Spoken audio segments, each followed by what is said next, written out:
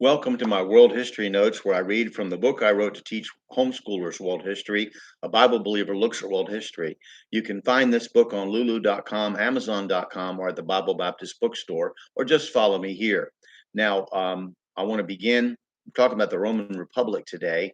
As the Roman Republic was born, the struggle for power continued among the upper class of patricians and the populace, or people, who came to be known as the plebs. Livy tells us that the original 100 clan heads that Romulus had chosen to help him start Rome and be his council and senate were the patres, or fathers. Their descendants were called the patrici, or descendants of the fathers. These clans gave Rome its generals and politicians for 500 years. The word classicus applied to them, and we derived our word classical from that original meaning of the highest rank or class. The Equites, um, it might be equities. I didn't bother to check the pronunciation. I always have trouble with it. I'm going to say equites just for consistency, and you can look it up. The equites were close in wealth, but not anywhere near in power.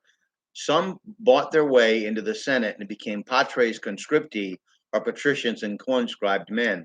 These two classes were called the orders. The Romans used the word virtus, to describe power, nobility, rank, and prestige. The word vir for man came from that meaning, the qualities that make up a man. To the Roman, a man was not a man if he did not contain an air of nobility and a sense of responsibility about him. Unlike today, virtue and manhood were synonymous. The main body of the Roman citizens, the populace or plebs, were craftsmen, tradesmen, artisans, or peasants, some attached as clientes, or dependents to an upper class patronus in return for land and protection. We get our words client and patron from these Latin words, as an architect has his clients and a person is a patron of the arts. Lowest of all were the slaves, whose lot, as they became more numerous, got worse and worse. They were dealt with as any other piece of property, and since they were often prisoners of war, looked upon slavery as a merciful commutation of a miserable death. Sometimes they managed their master's property and were permitted to earn money, many buying their own freedom over time.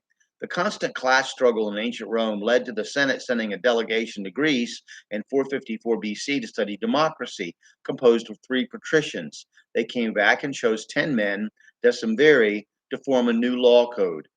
This commission under Appius Claudius overhauled the old Roman system and created the 12 tables, a formalized code of man made law that traditional historians say was Rome's greatest contribution to civilization. It is at this point that Livy inserts the story of Appius falling madly in love and lust with Virginia, declaring her a slave so that he can do whatever he wants, and then losing her when her enraged father kills her to save their dishonor, then fleeing the country only to return to overthrow the tyrant. There was a long war with the Gauls from 405 to 396, during which Rome was sacked. This quieted disunity for a time and drew the nation together, but increased the class struggle as the plebs would leave their lands to patriotically fight the invader, only to have their debtors demand loan repayment without mercy anyway.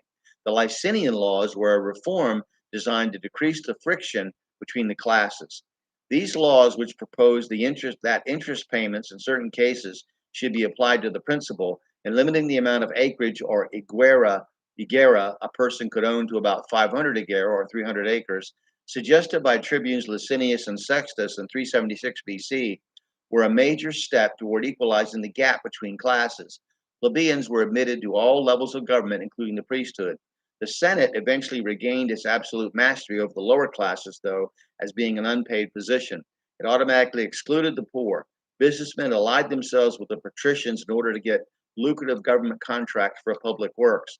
The final nail in the coffin for true egalitarianism was the century of war with Carthage. The Senate led the way by necessity, and the poor meekly followed along to save the nation. And we will discuss more about the Roman Republic next time. And I hope that you don't have to agree with my conclusions, but you should know about the events that I discussed. And I've never been very good at pronunciation, so look them up and yourself, and then if you want to pronounce the words, but just have an opinion, okay? If you're interested in world history, at least have an opinion about these events and people and places. All right, thank you.